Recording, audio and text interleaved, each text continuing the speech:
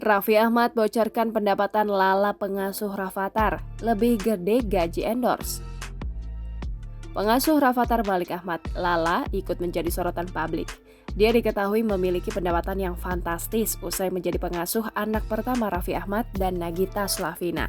Tidak hanya itu, Lala juga semakin kebanjiran rezeki usai adik Rafattar, Rayanza Malik Ahmad lahir pada 26 November silam. Hal tersebut dibocorkan oleh Raffi Ahmad saat Keanu datang menjenguk Rayanza.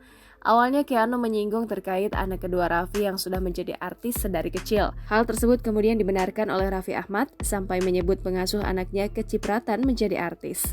Sahabat Raffi Ahmad, Aan Story yang berada dalam ruangan itu meminta Keanu untuk menanyakan pendapatan pengasuh Rafattar. Kemudian, sang selebgram pun ikut penasaran.